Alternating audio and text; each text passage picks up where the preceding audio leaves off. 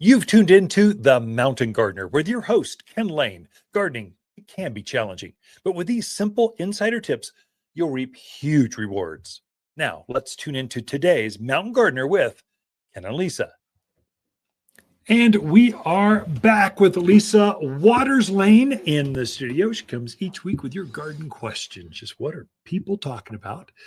Wow, you got a natural glow about you today. That looks good.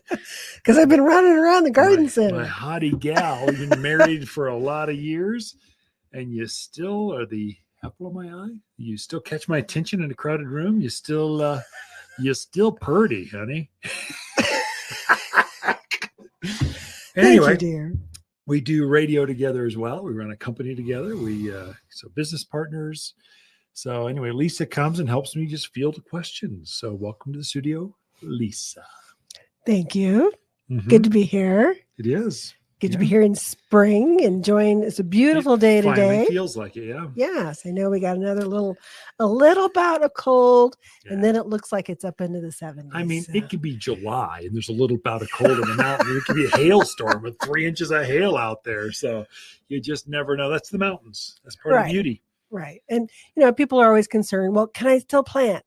Well, yeah, we know it's going to get cold. Yeah, don't throw your tomatoes outside. But, yes, of course you can still plant. It's a wonderful time to plant. The plants we have in the garden, all the fruit trees and the shade trees and the evergreens and the lilacs and the forsythia and the rhododendrons and the azaleas we don't bring those things in at night. They stay out there, exposed to the cold. We're trying to acclimate them, that's what we call it. Toughen them up. Get them used to our climate.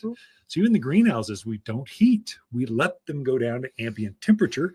We just try to keep the frost off of them so they look fantastic all the time. But we're trying to acclimate them too. So we're not bringing them in. I mean, a summer plant, if you're like tomatoes, if you're planting zinnias right now, first of all, we don't have zinnias because it's too cold for them. Right. But we do have pansies and all the other spring things. Now it is the time to plant those. So you plant them seasonally correct. Right. Definitely. It does feel like spring though. Finally, it's nice. It's during the day. I finally had just a t-shirt on. And I lost my winter weight, which is kind of good. So I look good in an apron. So we wear aprons at the garden center. For those who've never been, we all have aprons. That's how you ID us. It's anyway. And I don't know my where apron's you're going. thinning. It's that people are going, hey, you look pretty good. Spring's looking good on you. I'm going, well, thank you very much. I feel better about myself and my customers. That's good. I wish I'd lose my winter weight. I'll have to work on that. What garden questions do we want? Because I'm not touching the weight thing with you. Moving on. You have learned something in 36 years. Right. I'm impressed. All right. So Cindy's out in Chino. So last year, her apple trees had a lot of codling moth worms in them. Just doesn't want to repeat that. Wants a good crop. She wants to make her applesauce and her apple pie. Without worms. She knows, how do you prevent that? Yeah, easy. This is easy. Well, it's not easy. It's going to take some work. But if you know what to do, it's not that hard of work.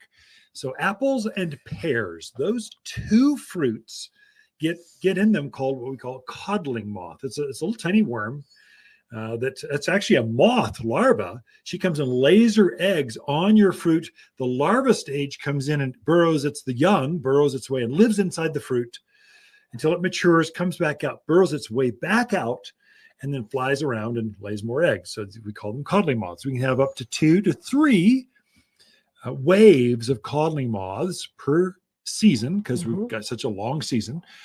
And so she loves to lay her eggs into that pollinating fruit. So as the apples or pears bloom, they're pollinating. There you see bees floating around, moths are floating around, and they're pollinating all the flowers.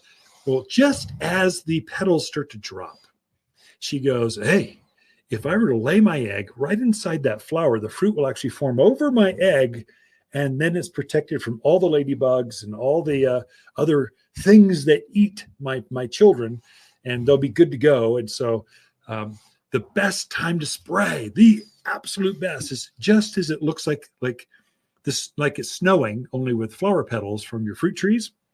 Spray it right then with horticultural oil. It will obliterate them. So it coats that egg. They're always active about right then. There's a repelling action to it, kind of coats the flower to it. So hit them with hort oil. It's organic. It's as safe as you can get, just as the petals drop. Now you've got you said 2 to 3 waves. So now you've got smaller fruits and they come back at you again. Oh my gosh, these things are irritating. She'll lay her egg on the outside of the fruit. The larva will hatch, burrow in. Once it's inside the fruit, there's no getting it out. Then burrow back out when it's mature. The only way to know when the next waves of codling moths hit you is by putting up what's called a codling moth trap. You hang a little tiny, it's got a pheromone in there, and kind of a love attractant for codling moths. And nothing's in there for weeks.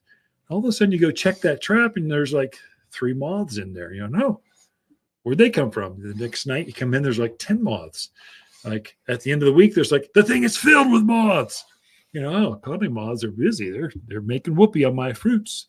And they're going to be filled with worms if I don't do something. So that's your cue. Now, the Google machine says, codling moths, just hang one, solves all your problems. That is a total lie.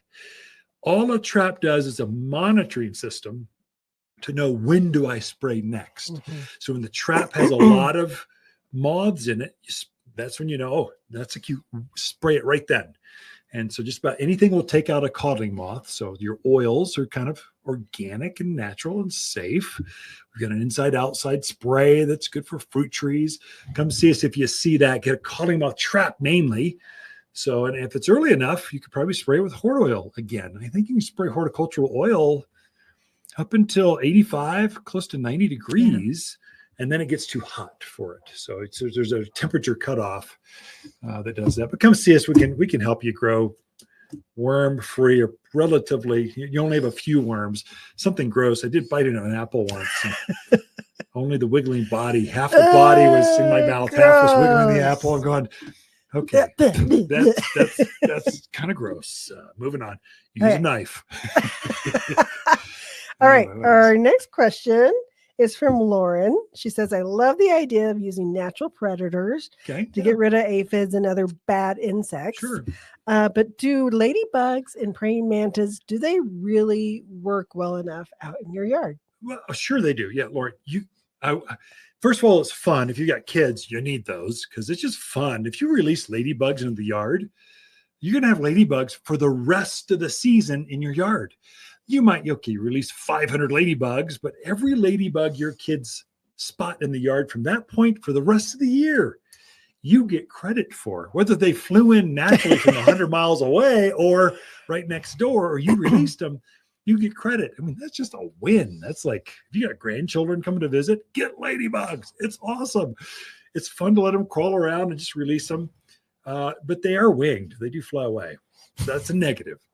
So generally what we say is we have ladybugs, we have like praying mantis now, we have the red wigglers, we've got all the beneficial insects you'd want to release into your yard.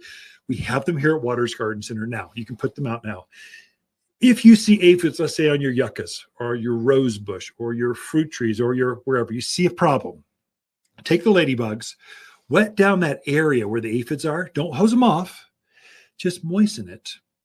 And then release the ladybugs at the base of the plant. They're not going to fly away from the mulch or the rocks underneath. They're going to crawl up. And as they crawl up, they're going to find stuff to eat because they're ferocious. And they're going to eat them. And as long as there's food there, they're going to keep eating. As soon as they're done, as soon as that food source is gone or your problem's gone, they're going to take flight and fly to the next available food source. Might be the rose bush next over, or it might be down the street. We don't know, but they're going to be flying around looking for food. Moisture, because they're thirsty. So the moisture keeps them around. So they're going to have a drink and then they're going to have an eat. So those two things, and then release them at night. So they're doing this. If it's just light, they're going to go, oh, the sparkly's over there. Look, I'm going to fly away. But at night, they don't fly at night. So if we release them at the base of the plant, moisten that area first and then let them go. Praying mantis are different. That's an egg casing. So you put this praying mantis egg case out there, then they release later when it's temperature related. Well, I don't know when that'll be, but it'll be later It's than temperature now. related. It's temperature related. Well, we are out of time like that. Ken and Lisa Lane, the Mountain Gardeners. Watters Garden companion plants of the month are lilac, poppy, columbine, and our purple twist plum. This Arizona plum is the ideal purple tree between evergreens. Blooms in a profusion of pink flowers that precede the deep purple foliage. Large enough to use as a front yard tree and behaved enough to use as a street tree. Plant pairs flanking gateways, driveways, or an orchard like rows to screen neighbors. Purple twist plum can only be found at Watters Garden Center. For a more fruitful garden, increased success in the landscape that just feels better, then tune in daily to the Mountain Gardener podcast. Subscribe through your favorite podcast streamer or visit wattersgardencenter.com. Better yet, visit me directly right here at Watters Garden Center. Thanks for tuning in.